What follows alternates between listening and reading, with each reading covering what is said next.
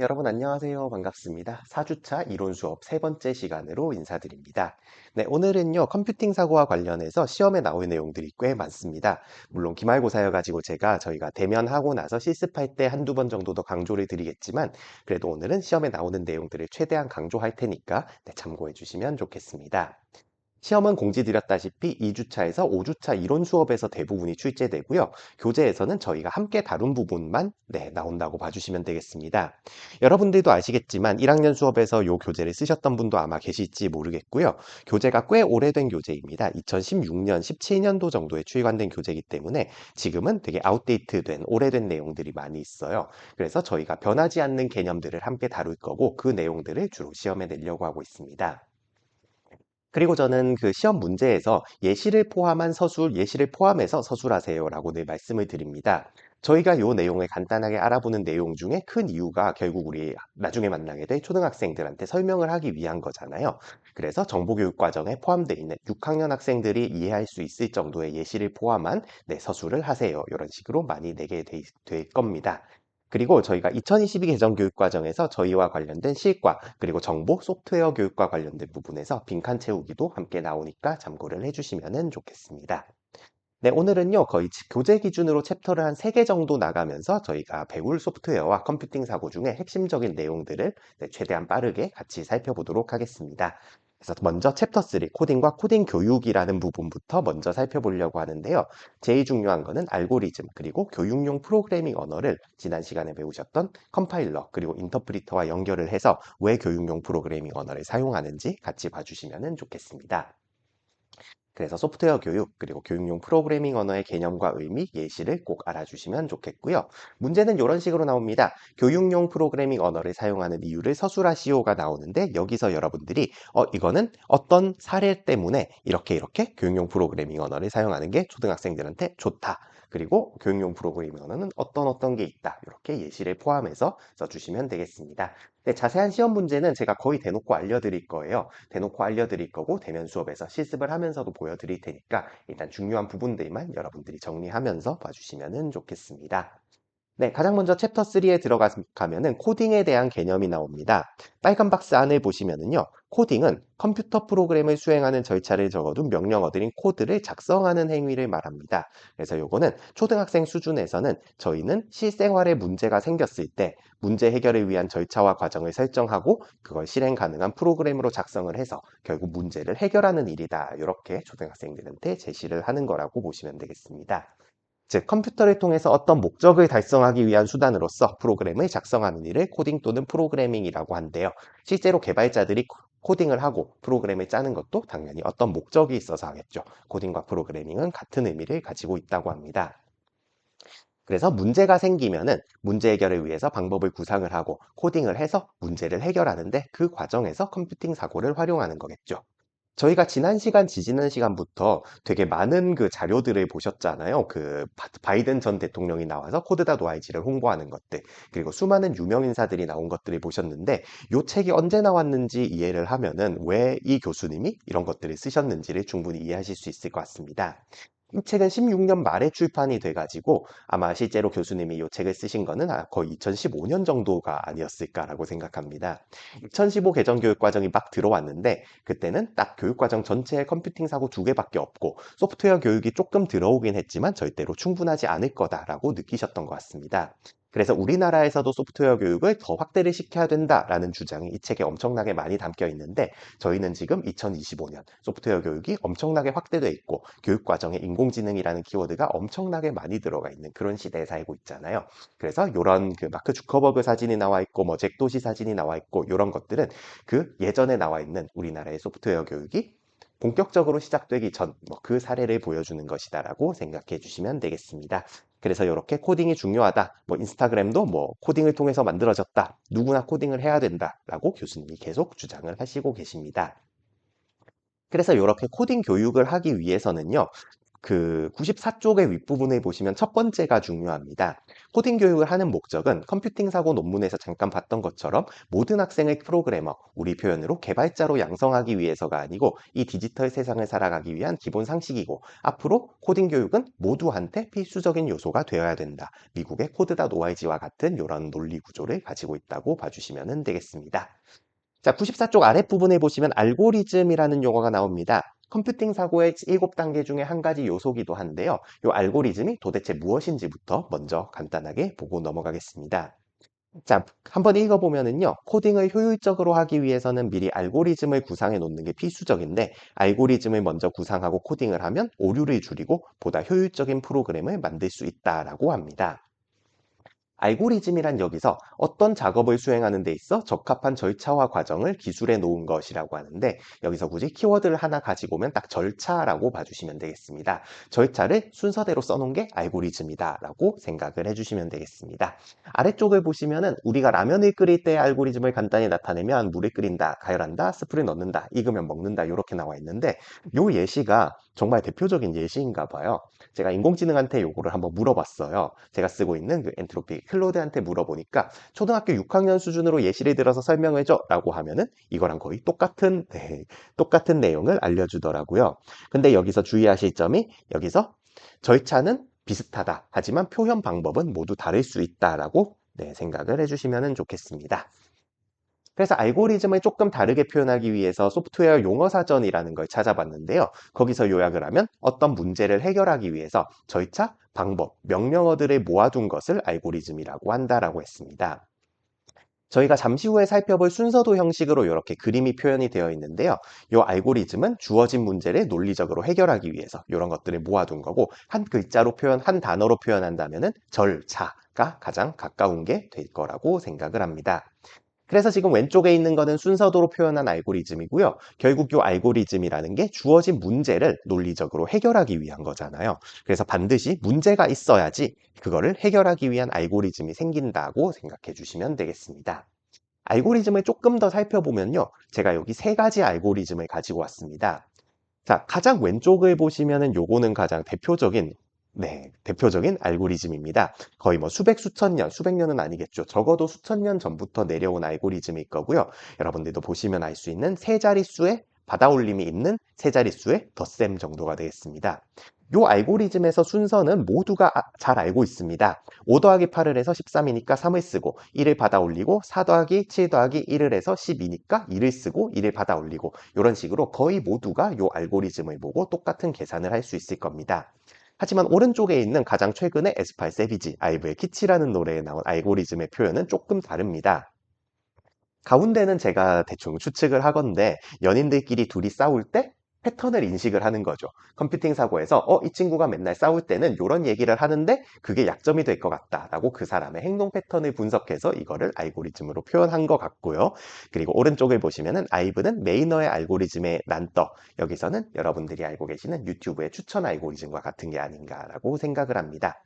어쨌든 요 세 가지 사진에서 두 번째는 약간 좀 불명확하긴 하지만 알고리즘이라는 것은 어떤 문제가 있고 그 문제를 해결하기 위해서 사용한다라는 걸 기본적으로 알아주시면 되겠습니다.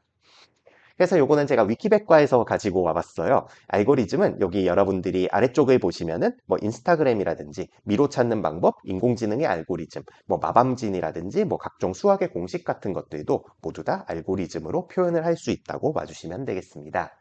자, 대표적인 알고리즘이 우리가 알고 있는 게 유튜브 알고리즘이잖아요. 그거를 인공지능한테 초등학생 수준으로 설명을 해달라고 했는데 뭐 이런 식으로 설명을 합니다. 엄청나게 복잡한 알고리즘이 있겠죠. 근데 거기서 그거를 간단하게 표현을 하면은 사용자 정보를 수집하고 영상을 분류하고 그리고 패턴을 찾기, 패턴을 인식하고 추천을 하고 학습을 하는 이런 단계로 간단하게 표현이 될 수 있다라고 합니다. 그래서 이런 표현도 있고 저희가 이번 시간에 같이 볼 컴퓨팅 사고의 7단계 모델에서는 문제가 있고 그 문제를 코딩을 통해서 해결을 하기 위해서 문제도 분석하고 데이터 수집과 표현을 하고 문제분의 패턴 인식, 추상화, 알고리즘 단계를 거친다라고 봐주시면 되겠습니다. 오른쪽에 있는 그림들은 오늘만 한 서너 번 볼 것 같은데 다시 나왔을 때 한 번 더 설명을 해드리겠습니다. 그래서 이런 알고리즘을 포함해서 다양한 코딩 교육의 중요성을 이렇게 제시를 하시고요. 드디어 컴퓨팅 사고라는 개념이 나옵니다. 말씀을 드렸던 것처럼 소프트웨어 교육은 우리가 하는 우리의 교육 과정에서도 소프트웨어 교육은 컴퓨팅 사고를 길러서 그 사고력을 통해서 문제를 해결할 수 있는 학생을 키우는 교육. 요거는 지금 2022 개정교육 과정에서도 똑같이 드러나 있습니다. 그래서 그 컴퓨팅 사고가 뭐냐? 컴퓨터 과학자들이 문제 해결을 위해서 사고하는 방법과 기본적인 문제 해결 기술로부터 출발했다. 그래서 컴퓨팅 사고는 컴퓨터를 활용해서 문제를 해결하는 과정에서 여러 특성을 가진다. 한 예로 말씀드렸던 것처럼 인간은 알잘딱깔센으로 알잘딱하게 문제를 해결할 수 있지만 컴퓨터는 딱 시킨 명령한 결과만 나온다. 그런 특징들을 활용을 해서 우리가 일상생활의 문제를 해결하는 게 컴퓨팅 사고력이다. 이렇게도 봐주시면 되겠습니다. 자, 100쪽의 박스를 보시면은요, 주어진 문제가 있습니다. 현실 세계에 문제가 생겼습니다. 컴퓨팅 사고를 위해서 먼저 알고리즘을 완성하고 나서 코딩이 이루어지고 그걸 바탕으로 문제를 해결한다. 이런 순서로 생각해 주시면 좋겠습니다. 자, 쭉쭉 넘어가면요. 그래서 그런 걸 하기 위해서 만들어진 code.org라는 플랫폼이 있다고 말씀드렸고요. 오른쪽에는 저희가 잠깐 봤었던 영상도 나와 있습니다. 그래서 요 2012년에 code.org가 설립되고 뭐 미국에서, 영국에서, 그리고 다양한 나라들에서 온라인 플랫폼들이 많이 설립이 되기 시작했습니다. 우리나라에서는 요 백사 쪽에 있는 생활 코딩 이런 플랫폼도 있지만 여러분들이 많이 겪어보셨을 엔트리를 만든 소프트웨어와 놀자 네이버와 관련된 이런 것들이 가장 중요하다고 봐주시면 되겠습니다. 왜 중요하냐면 여러분들의 2015 개정도 마찬가지고 여러분들이 공부하실 2022 개정에서도 엔트리가 대부분 나오기 때문이죠. 역시 대기업의 힘인 것 같긴 하지만요. 여기 엔트리와 소프트웨어 놀자 등등에서 우리가 거의 뭐 교재 같은 게 없어도 누구나 수업할 수 있을 만큼 코드다 노아이지 같은 풍성한 자료들을 충분히 만들어 놨다라고 생각해 주시면 되겠습니다. 여기 보시면은 뭐 이런 절차를 통해서 소프트웨어 노이자 교육도 하고 그리고 BBC 영상도 번역해 오고 그리고 미래창조과학부가 뭐 소프트웨어 창 캠프도 하고 이런 과정들을 거쳐 가지고 지금 교과서에 엔트리가 들어가고 2022 개정에도 엔트리가 여전히 살아있다라고 보시면 되겠습니다. 네, 이제 다음은 교육용 도구를 통한 코딩의 구현이라고 나오는데요. 교육용 프로그래밍 언어의 특성을 한번 잘 살펴봐 주시면 좋겠습니다. 여기서 중요한 거는 이거는 왜 쓰고 그리고 특징이 어떤 게 있고 그리고 썼을 때 그 장점이 무엇인지 그런 내용들을 같이 봐주시면 됩니다. 한번 읽어보면요. C나 자바 같은 일반 프로그래밍 언어는 구문이 복잡하고 문법이 복잡하다는 거고요. 코딩할 때 세미콜론이 빠지는 등 오류가 약간만 나도 매우 민감합니다. 따라서 초보자인 경우에는 많은 시행착오를 겪어야 되는데 특히 우리 초등학생들 같은 경우에는 코딩에 대한 흥미를 잃게 하는 요인이 될 수 있다고 합니다. 그래서 스크래치, 엔트리, 그리고 파이썬 네, 파이썬이 쉬운지는 잘 모르겠지만 비교적 친근하고 쉬운 교육용 프로그래밍 언어로 시작하는 게 좋다고 합니다. 이건 당연한 얘기이기도 한데요. 교육용 프로그래밍 언어는 일반적인 프로그래밍 언어라기보다 프로그래밍 학습용으로 만들어진 언어고 문법이 간단하다. 혹은 텍스트가 아닌 우리가 사용하는 블록을 끌어다 놓거나 아니면은 뭐 터치해서 블록을 끼우거나 이런 시각적인 방법을 사용하게 됩니다. 아래쪽의 표는 참고만 해주시면 되겠는데 그 적용 범위를 보시면은 일반 프로그래밍 언어는 하드웨어를 제어할 수 있다라고 하잖아요. 근데 교육용 프로그래밍 언어도 요즘은 뭐 아두이노라든지 뭐 각종 로봇을 제어하는 거를 다 추가가 됐습니다. 그래서 세월이 많이 지나서 네, 교육용 프로그래밍 언어를 가지고 학생들이 실제로 만드는 프로그램 중에 꽤나 복잡한 것들도 많아지고 있다. 즉 교육용 프로그래밍 언어도 출발은 아주 간단하게 했지만 많이 진화해서 요즘 기능들이 많이 늘어나고 있다 정도만 참고해 주시면 되겠습니다. 그래서 이렇게 스크래치 같은 언어가 있고요. 스크래치는 2007년에 미국 MIT에서 만들어진 시각적 교육용 프로그래밍 언어이다. 네, 제가 학교 다닐 때도 이 스크래치를 많이 사용했던 것 같습니다. 네, 그래서 파이썬을 교육용 프로그래밍 언어로 사용할 수 있을지 물어보니까 뭐 이런 소리를 하더라고요. 저한테는 되게 어려웠는데 이게 문법적인 요소들이 기존의 프로그래밍 언어, C나 자바 같은 것들보다 훨씬 더 자연어와 비슷하게 만들었기 때문에 네, 교육용으로도 충분히 사용할 수 있다라고 이렇게 표현이 되어 있습니다. 그리고 스크래치, 엔트리, 파이썬을 비교하면은 뭐 이런 식으로 되어 있는데요. 학습 순서는 당연히 뭐 스크래치나 엔트리로 기초 개념을 학습하고 그리고 파이썬으로 넘어가서 실제 프로그래밍을 경험하는 뭐 이런 식으로 학습의 구성을 하고 있습니다. 요거는 제가 다 클로드한테 물어본 거를 캡처해서 가지고 온 겁니다. 그래서 뭐 스크래치하고 뭐 이런 것들이 있고요. 뭐 엔트리가 개발돼서 이렇게 사람들이 많이 사용하고 있다가 교재에 나와 있습니다. 특히 요즘은 뭐 이게 요즘 정도는 아니고 한 뭐 1년 정도 전에 화면이긴 한데요. 엔트리 인공지능들이 도입되면서 인공지능에서 꽤 고급 기능들, 모델 학습을 하는 거, 그리고 군집 모델 만드는 거, 뭐 이런 다양한 기능들이 추가가 되고 있습니다. 이 내용들은 저희가 실습하면서 한번 전체적으로 다뤄보도록 하겠습니다. 네, 10년이 됐고요. 뭐 이런 식으로 엔트리가 나와 있는데 이거는 여러분들이 한 번쯤 써보셨을 거라고 생각합니다. 지금 엔트리 사이트에 들어가면 2015 개정 교육과정 기준으로 뭐 교학사, 금성출판사, 저희가 볼 출판사들의 그 수업 내용들이 그대로 들어가 있는데요. 이제 2022 개정 교육과정 실과 교과서가 올해 나오면은 요 내용들도 다 업데이트가 될 거라고 생각합니다. 그리고 요 아두이노 뭐 요런 그 하드웨어하고 연결할 수 있는 이런 내용들이 나오고요. 이런 것들은 다 참고만 해주시면 되겠습니다. 네, 이제 다음 챕터로 넘어갈 텐데요. 다음 챕터에서는 의사 코드하고 순서도가 나옵니다. 아까 알고리즘에 대해서 배우면서 요게 순서도구나라고 말씀을 드렸는데요. 순서도의 개념과 예시 직접 그려보는 거는 저희가 기말고사에서도 출제를 할 것 같으니 네, 참고를 해주시면 좋겠습니다. 그래서 의사 코드와 순서도의 공통점과 차이점을 한 가지씩 꼭 알아주시고 순서도의 기본 유형이라고 있거든요. 여러분들이 한 번쯤 들어보셨을 순차형, 선택형, 반복형 구조와 그 의미를 꼭 알아주시면 좋겠습니다. 자, 이제 넘어가 보겠습니다. 제가 오른쪽에 써놓은 것부터 한번 볼게요. 문제 해결의 단계입니다. 요거는 그냥 뭐 실생활의 모든 문제라고 보셔도 되고 저희가 초등학생들한테 컴퓨팅 사고력을 심어주기 위해서 어떤 문제를 주고 그 문제를 해결하는 방법이라고 생각하셔도 되겠습니다. 가장 먼저는 알고리즘을 개발을 하고 그 알고리즘을 의사 코드나 순서도로 정확하게 표현을 하고 프로그램을 작성해서 결과물을 얻어내는 게 문제 해결의 단계라고 보시면 되겠습니다. 그래서 빨간 박스 안에 보시면 컴퓨터를 이용해서 문제를 해결할 때 제일 먼저 해야 되는 거는 문제를 해결할 수 있는 체계적인 방법론, 즉 절차인 알고리즘을 하는 일이고요.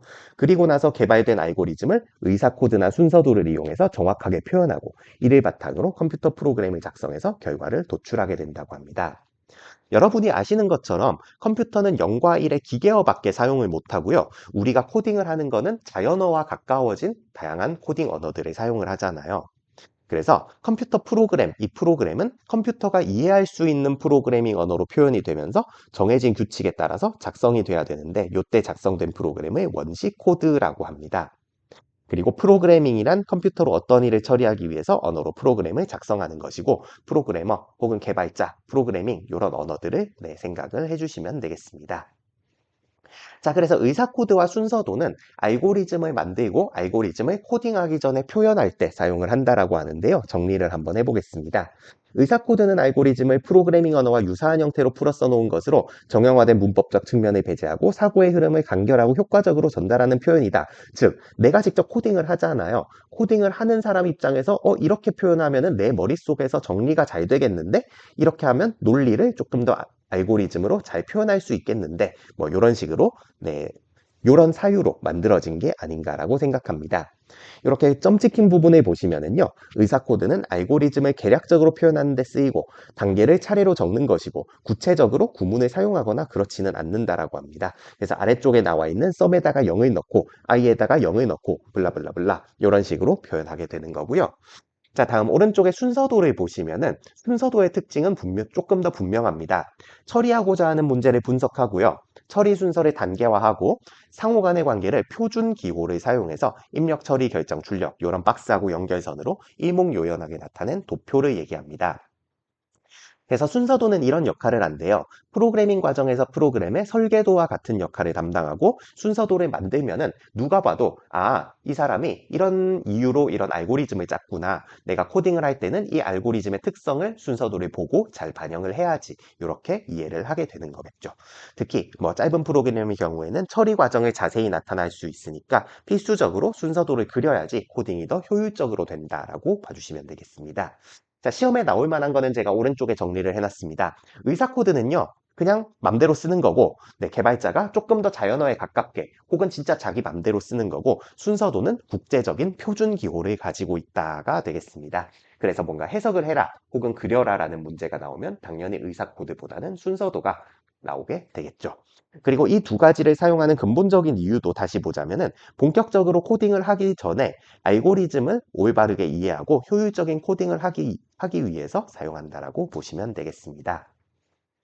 자, 순서도에는 뭐 이런 순서도가 있다고 하는데 넘어가고요. 오른쪽에 이 순서도에서 이게 이 기호가 어떤 의미를 나타내는지는 국제 표준적인 거니까 그냥 뜻 정도만 알아주시면 좋겠습니다. 시작과 끝, 그리고 뭐 처리, 판단, 입력, 출력, 연결자, 프린트, 흐름선 이런 것들이 나와 있는데 결국 요거는 참고만 해주시고 이 순서도가 필요한 이유, 그리고 순서도의 대표적인 사례만 알아주시면 되겠습니다. 순서도가 필요한 이유는 이해하기 쉽고 간결하게 도식화할 수 있고 어떤 프로그래밍 언어를 쓰더라도 알고리즘을 표현을 하고 나서 프로그래밍을 하는 거니까 네, 알고리즘을 만든 사람과 실제로 개발하는 사람이 다르다면은 그 의미를 이해하기 위해서 순서도가 쉽게 활용이 될 수 있을 것이다 라고 알아주시면 좋겠습니다. 자, 순서도의 세 가지 표현 방법은 순차, 선택, 반복 요 세 가지 유형입니다. 순차형은 제일 왼쪽 그림에 있는 것처럼 126쪽 왼쪽 그림처럼 동작을 순서에 따라 차례로 실행하는 것, 선택형은 조건에 맞는 동작 하나를 선택해서 실행하는 것, 마지막으로 반복형은 정해진 조건에 따라서 정해진 조건에 도달할 때까지 반복적인 동작을 수행하는 것, 무한 루프의 루프라고도 한다고 보시면 되겠습니다. 간단한 예시를 보시면은 아래쪽에 4-1번 보시면은 9시에 시작하는 첫 강의를 수강하기 위해서 학교로 가려고 집을 나섰습니다. 시계를 보고 8시 전이면 버스를 타고 8시가 넘었으면 지하철을 탑니다. 선택형이 되겠죠. 선택형에서 이제 8시 전인지 8시 후인지 체크를 한 다음에 그 결과에 따라서 행동을 하는 게 요 순서도의 목적이 되겠고요. 순차형의 예시는 다음 페이지를 보시면은 두 수가 주어졌을 때 그 수의 합을 출력하는 거 그냥 쭈루룩 계산을 하면 되겠고요. 그리고 반복형은 어떤 조건이 완료될 때까지 반복을 하는 것. 예를 들어서 여러분들이 이렇게 유튜브 영상을 보고 계시다고 가정해 볼게요. 1분을 재생하고 나서 다시 봅니다. 아유, 안 끝났습니다. 다시 1분을 재생하고 봅니다. 안 끝났습니다. 계속 1분을 재생하고 반복을 해서 보다 보면은 드디어 끝났습니다. 그러면 어휴, 끝났네 하고 이 강의를 종료하시면 되는 거겠죠. 네, 그렇게 순서도의 개념을 알아봤고요. 그 다음으로는 뭐 이런 내용들이 나오는데 너무 당연한 내용이고 저희는 지금은 모두 잘 알고 있는 거기 때문에 쭉쭉쭉 넘어가겠습니다. 이렇게 역사적으로도 뭐 역사적인 배경을 봤을 때도 우리는 컴퓨팅 사고와 코딩 교육을 강화해야 된다. 이런 소리를 요 교수님이 하시고 싶으셨나 봅니다. 그래서 시험에 나올 만한 내용들은요, 컴퓨팅 사고와 관련된 바뀌지 않은 내용들, 특히 핵심적인 개념을 사례를 들어서 설명하는 내용을 물어볼 건데요. 제가 어떤 사례를 제시하고 그 사례에 맞는 순서도의 유형이, 이거는 순차형으로 표현할 때가 제일 맞다. 혹은 선택형, 반복형을 사용을 하면 됐겠다. 이렇게 문제를 제시를 할 거고요. 순서도를 그리는 내용도 나오지 않을까 생각을 합니다. 네, 다음 챕터로 한번 넘어가 보겠습니다. 짧게 말씀드렸던 요 내용을 복습하면은 이번 챕터에서 컴퓨팅 사고와 관련된 내용이 나오는데 그 컴퓨팅 사고를 어떤 단계에서 사용을 하는지 그리고 그 역할은 무엇인지를 알아주시면 좋겠습니다. 코딩은 문제 해결을 위한 절차와 과정을 설정을 하고 그거를 실행 가능한 프로그램으로 작성하는 일이라고 정리를 해봤습니다. 문제가 일어났습니다. 방법을 구상을 하고요. 알고리즘을 만들고 코딩을 해서 문제를 해결하게 되는 거겠죠. 알고리즘을 만드는 이유는 오류를 줄이는 것, 그리고 코딩을 효율적으로 하는 게 그 이유라고 보시면 되고, 알고리즘은 어떤 작업을 수행하는 데 있어 적합한 절차와 과정을 기술해 놓은 것이라고 합니다. 의사 코드는요, 생각을 정리하기 위해서 알고리즘을 보다 프로그래밍 언어와 유사하게 풀어 쓴 거고요. 그냥 그러니까 자기가 알고리즘을 만들고 자기가 코딩을 하는데, 내가 내 생각을 조금 더 정리하면은 코딩을 더 효율적으로 할 수 있을 것 같아. 이런 사고의 결과물이라고 보시면 되겠습니다. 순서도는 반대로 알고리즘을 만든 사람과 실제로 코딩하는 사람이 다른데 이 알고리즘을 만든 사람이 내 생각을 조금 더 잘 이해를 시켜주고 싶어. 그런 경우에 사용하는 거라고 보시면 되겠습니다. 그래서 표준기호, 심벌, 형태, 의미 이런 것들을 사용해서 설계도를 그린 거고요. 의사코드와 순서도가 중간에 들어간다면 문제를 발견하고 컴퓨팅 사고를 사용해서 문제를 해결하기 위한 알고리즘을 만들고 그 다음이 의사코드, 순서도를 작성한 다음에 코딩을 하고 문제를 해결하는 요 순서로 들어가게 되겠습니다. 여러분들이 만약에 2015 개정교육과정에서 그 실과 교과서 6학년 거를 보셨으면 절차적 사고라는 용어가 나옵니다. 그래서 절차적 사고를 포함해서 컴퓨팅 사고와 관련된 내용들을 배우다 보면은 용어가 너무 많아요. 컴퓨팅 사고에 대해서 윈 교수님은, 진에딘 교수님은 뭐 5가지로 정의를 하셨어요. 누구는 6가지로 정의를 했고요. 구글은 10가지로 정의를 했고, 누구는 20가지로 정의를 했고, 컴과의 어떤 교수님은 3가지로 정의를 했다. 이렇게 많은 내용들이 나오는데 여러분들은 그거를 다 아실 필요는 없다라고 생각을 합니다. 컴퓨팅 사고는 말 그대로 사고력이잖아요. 그래서 문제를 효율적으로 해결하는 사고 능력이고 그 능력은 정말 수십 가지, 수백 가지로 나눠질 수 있습니다. 그래서 이런 걸 다 알려고 하다가는 정말 너무 복잡하고 머리가 아프기 때문에 저희는 이 수업에서 이번 학기에는 딱 7단계 요것만 알아주시면 되겠습니다. 다른 단계에 있는 용어들은 이것도 컴퓨팅 사고구나 정도만 알아주시고 저희가 초등학생들한테 가르칠 문제 해결을 위한 컴퓨팅 사고는 이렇게 7단계로 구성되어 있다라고 알아주시면 되겠습니다. 다음 시간에 나올 텐데 계속 말씀을 드리면은 가장 아랫부분 그림을 보시면 문제가 생겼고 문제를 코딩을 통해서 해결하기 위해서 컴퓨팅 사고 전 단계를 거치고 컴퓨팅 사고 단계를 거치고 평가 단계를 거쳐서 코딩을 해서 문제를 해결합니다. 컴퓨팅 사고 전 단계는 문제를 분석하고 데이터를 수집해서 표현을 하는 거고요. 컴퓨팅 사고 단계는 문제 분해, 패턴 인식, 추상화를 통해서 알고리즘을 만들고 그 결과물인 알고리즘을 가지고 의사 코드나 순서도를 만들고 코딩을 하고 코딩을 하기 전에 평가를 하고 코딩을 하는 요 단계로 봐주시면 좋겠습니다. 자, 챕터 5하고 6은 컴퓨팅 사고가 대표적인 예인데요. 거기서 여러분들도 이 컴퓨팅 사고의 요소들, 문제 분해, 추상화, 패턴 인식, 알고리즘 이런 것들을 예시를 들어서 초등학생들한테 설명하실 수 있을 정도로만 이해하시면 됩니다. 그래서 컴퓨팅 사고가 무엇인지 자신의 언어로 풀어 쓰시오는 제가 늘 시험에 1번으로 내는 문제입니다. 여러분들의 언어로 컴퓨팅 사고를 표현을 하시는데요. 예시를 포함해서 300자로 딱 표현을 하시는 게 이번 기말에도 확정이 되어 있는 1번 문제라고 봐주시면 되고요. 컴퓨팅 사고 중에 문제 분해를 하는 이유, 그리고 컴퓨팅 사고의 7단계, 컴퓨팅 사고의 패턴 인식에서 패턴 인식이 뭔지 설명하시고 패턴을 찾는 이유를 서술하는 이런 내용들이 문제로 많이 나오니까 참고해 주시면 좋겠습니다. 컴퓨팅 사고가 생성된 배경 뭐 이런 식으로 나오고요. 누가 만들었다고 하기는 그렇지만 저희가 진에딘 교수님이라는 말씀을 꽤 드렸습니다. 유명하게 만든 대표적인 한 분이 아닌가 생각을 하고요.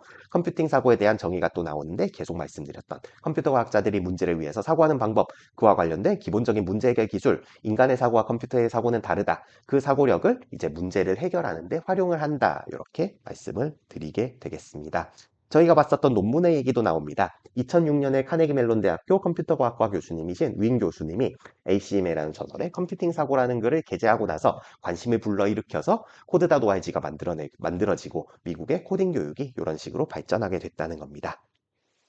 그래서 컴퓨팅 사고는 인간의 사고 능력과 컴퓨터의 능력을 통합한 사고로서 단편적인 개념에서 벗어나 복합적인 사고를 통해 창의적으로 문제를 해결하는 핵심 능력이다. 좋은 거고요. 결국 알고리즘을 만들어서 문제를 해결하는 것이다. 라고 보시면 되겠습니다. 결국 요것들을 보시면서 여러분들의 언어로 컴퓨팅 사고가 이런 거구나를 간단하게 표현하실 수 있으면은 제가 이렇게 떠드는 게 좀 성공적이지 않을까라고 생각을 합니다. 그래서 윈 교수님이 이렇게 주장을 하셨다고 하고요. 뭐 주요 특성들이 있고 되게 승진을 높이까지 하셨다고 합니다. 당연히 아직 살아계시는 분일 거고 마이크로소프트 연구소의 부사장을 겸직하고 컴퓨팅 사고 교육을 강조를 했습니다. 그래서 그 후에 다양한 분들에 대해서 나온 컴퓨팅 사고 요소가 아까 그 복잡하게 여러 가지로 나눴다는 여러 가지가 되겠습니다. 이런 요소들도 있구나 정도만 이해하고 넘어가시면 됩니다. 분해라는 개념, 문제 분해겠죠? 개념화, 추상화, 재규적 사고, 병렬 처리 요거를 윈 교수님이 주장을 하셨고요. 그리고 누군가가 컴퓨팅 사고의 6가지 특징을 요약했습니다. 이 책을 쓰신 교수님이 아닐까 싶은데 뭐 핵심 요소, 원천 기술 참고만 하고 넘어가 주시면 되겠습니다. CSTA, ISTE, 구글 얘네들은 데이터 수집, 데이터 표현, 데이터 분석, 문제 분해, 패턴 인식, 추상화, 알고리즘 그리고 그 외에 시뮬레이션, 병렬화, 자동화 이런 것들이 있는데 이런 거구나, 이것도 다 컴퓨팅 사고의 일부구나 라고만 알아주시면 되겠습니다. 그래서 이런 식으로 컴퓨팅 사고라는 거를 교육을 하고요. 그 예시들이 나오는데 사실 제가 보기에 이 책의 예시가 그렇게 좋다고 생각하지는 않아요. 그래서 저희가 그 실습 때 인공지능을 활용하면서 컴퓨팅 사고의 예시를 어떻게 만들 수 있을까? 그리고 초등학생들한테 우리는 어떤 예시를 드는 게 좋을까? 이런 내용들을 한 번 더 살펴보려고 합니다. 이거는 그냥 쭉쭉 보고 넘어갈게요. 작문을 할 때 이렇게 글의 주제나 사건, 등장인물, 글의 전개 방식, 마무리를 나누는 거를 문제분해 라고 생각을 할 수 있고요. 그리고 디자인을 할 때 아이디어 구상을 하는 단계, 아이디어를 완성하는 단계, 밑그림 그리기 이런 단계들을 문제 분해라고 생각하시면 되겠습니다.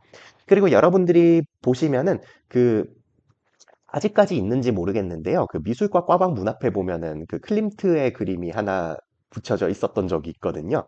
그래서 딱 내가 봤던 그림이 아니라도 이 사람의 화풍을 알고 있으면 이거는 몬드리안 도색인데 이거는 클림트의 그림인데 뭐 이거는 좀 모네 느낌이 나는데 이런 식으로 분석을 하고 패턴 인식을 하는 게 미술과에서 많이 사용이 되겠죠. 그리고 수학 같은 경우에는 알고리즘, 저희가 봤었던 세 자릿수의 받아올림이 있는 세 자릿수의 덧셈 알고리즘 외에도 수학에서 문제를 해결하는 상당히 많은 방법들은 알고리즘으로 만들어져 있고요. 영어 문장에서도 문장을 분해해서 이 문장이 어떻게 구성이 되어 있다, 뭐 이런 식으로 나와 있습니다. 음악 같은 경우에서도 뭐 화성과 코드를 분석을 하고 패턴 인식 이런 게 나와 있고요. 뭐 컴퓨팅 사고에 대한 뭐 병렬 처리 이런 게 나와 있는데 이 예시보다 여러분들의 예시를 같이 새로 만들어 보는 과정을 겪어보면 좋을 것 같습니다. 그래서 이 컴퓨팅 사고를 활용을 하면서 컴퓨팅 사고를 활용했을 때 정확한 답을 얻을 수 있을지, 효율적으로 해결할 수 있을지, 그리고 가장 빠른 해결 방법인지, 시간과 메모리 등 최소한의 자원을 사용해서 해결이 가능한지, 이 해결 방법이 진짜 좋은 건지를 따지는 것도 컴퓨팅 사고의 일부 요소라고 생각해 주시면 되겠습니다. 참고만 하고 쭉 넘어가면은 이제 드디어 컴퓨팅 사고의 7단계 모델이 나옵니다. 자, 1단계와 2단계인 문제 분석 단계와 데이터 수집과 표현 단계, 요게 컴퓨팅 사고의 전 단계라고 말씀드렸습니다. 논리적 분석을 통해서 이 문제가 어떤 문제인지 핵심적 사항을 구체적으로 점검하고 분석하는데 첫 번째 문제 분석 단계고, 두 번째 데이터 수집과 표현 단계는 문제 해결과 정보를 컴퓨터를 통해서 수집하고 수집한 그래프, 데이터, 표 등등등을 나타내는 게 두 번째 단계입니다. 그 다음 단계인 컴퓨팅 사고 단계는 문제분해, 패턴 인식, 추상화, 알고리즘으로 구성이 되어 있는데요. 문제분해는 주어진 복잡한 문제를 여러 개의 작은 부분으로 쪼개는 것. 패턴 인식은 효율적인 문제 해결을 위해서 유사성과 패턴을 발견하는 것. 추상화는 필요 없는 부분을 걸러내고 꼭 필요한 것만 분리하는 것. 그리고 알고리즘 단계는 이렇게 절차를 만드는 것이라고 봐주시면 되겠습니다. 이렇게 하고 마지막 평가 단계에서는 내가 만든 알고리즘이 정말 제대로 작동하는지를 스스로 자기 평가를 하고 코딩을 해서 문제를 해결한다라고 보시면 되고요. 165쪽 마지막 부분을 보시면은 모든 문제가 패턴 인식, 추상화, 문제분해, 알고리즘을 다 거치지는 않아도 된다 정도가 되겠습니다. 오른쪽 166페이지 아랫부분에 보시면 시뮬레이션, 병렬화, 자동화 이런 것들이 있는데 다 아시는 개념들일 거예요. 이런 개념들이 7단계 모델과 큰 차이가 없다라고 설명을 합니다. 7단계 모델에서 문제분해, 추상화, 패턴 인식, 알고리즘 이런 것만 가지고도 충분히 사고를 할 수 있고 그 과정에서 시뮬레이션 병력화, 자동화 이런 사고들도 뭐 키워질 수 있다 뭐 정도로 생각하시면 되겠습니다.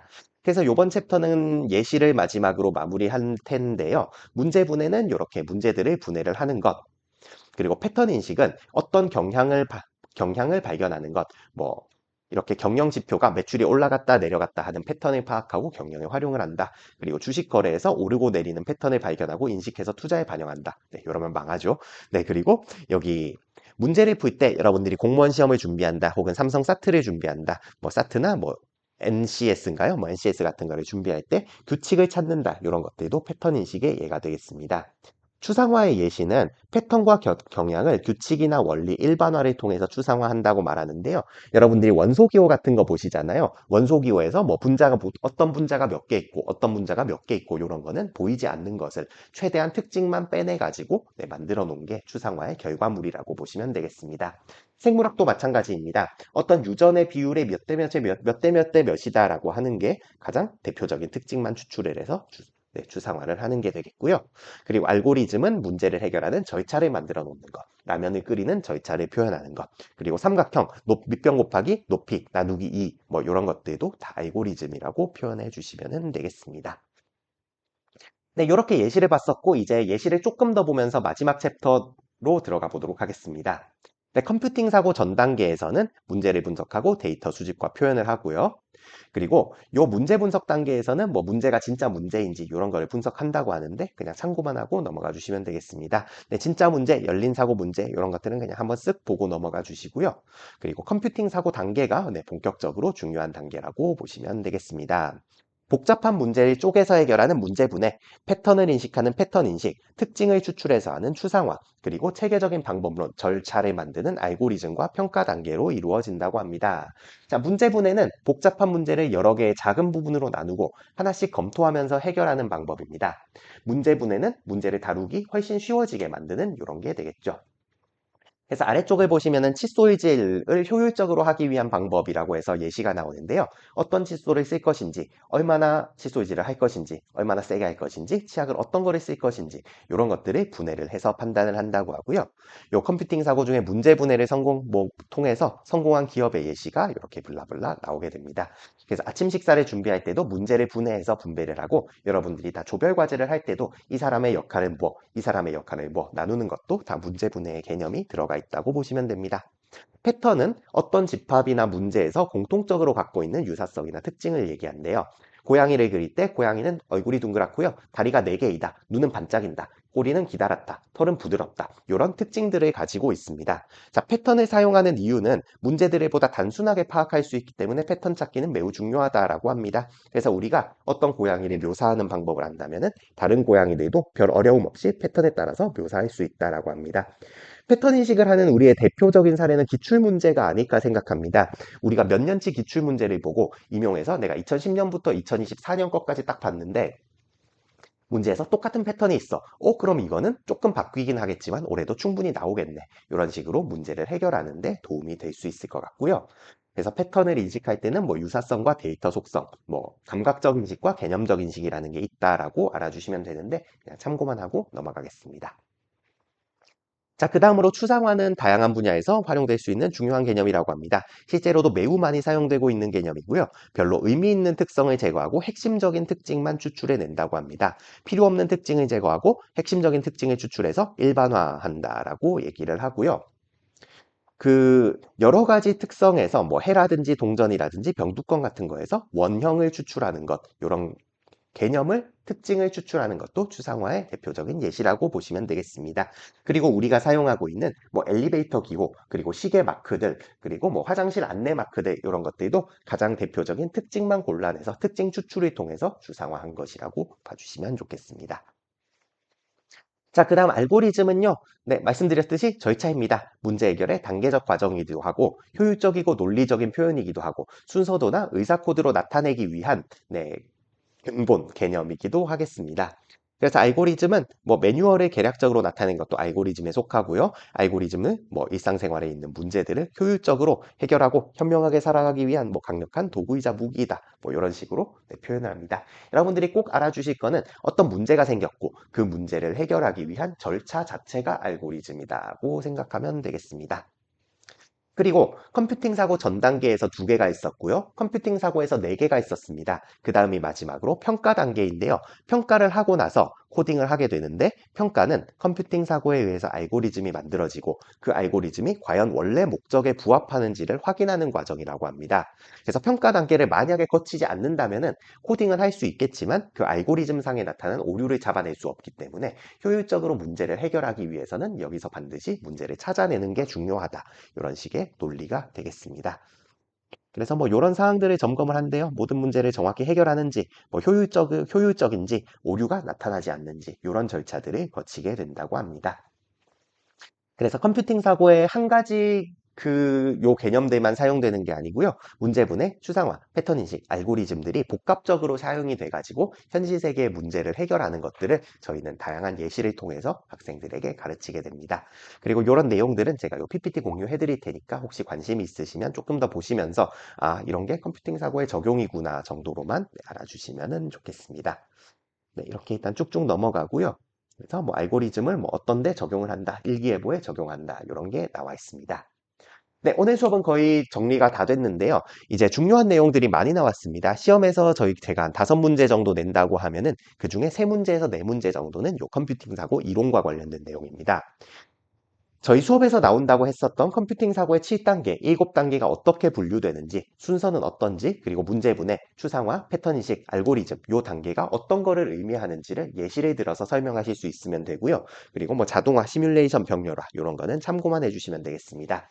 문제는 이런 식으로 300자로 쓰도록 제가 구성을 할 텐데요. 패턴이 무엇인지 설명하고 패턴을 찾는 이유에 서술하세요. 컴퓨팅 사고 중에 문제분해라는 게 있어요. 그걸 하는 이유에 대해서 초등학교 6학년도 이해할 수 있도록 예시를 들어서 설명하세요. 이 정도로 여러분들이 잘 준비를 해주시면 됩니다. 이 준비는 뭐 당장 지금 얘기는 아니기 때문에 제가 실습하면서 실제로 문제도 보여드리고 그 문제를 인공지능을 활용해서 저희가 함께 해결하는 것도 이번 학기 과정에 담아보도록 하겠습니다. 네, 지난주를 되게 긴 영상으로 만들어서 오늘은 최대한 제가 빠르게 넘어갔는데 혹시라도 이해 안 되시거나 뭐 추가로 개념을 설명해 드릴 게 있으면은 저한테 편히 메일 남겨주시면 제가 충분히 AS를 해드리도록 하겠습니다. 네, 오늘도 네, 과제는 없고요. 강의 관련 질문이나 문의사항이 있으시면 LMS 쪽지나 제 메일로 연락 주시면 되겠습니다. 네, 날씨가 아직은 춥지만 네, 따뜻해지고 있는 것 같습니다. 네, 좋은 학기 초 그리고 3월 보내시고요. 5주차 영상에서 다시 뵙겠습니다. 네, 오늘도 수고 많으셨습니다. 감사합니다.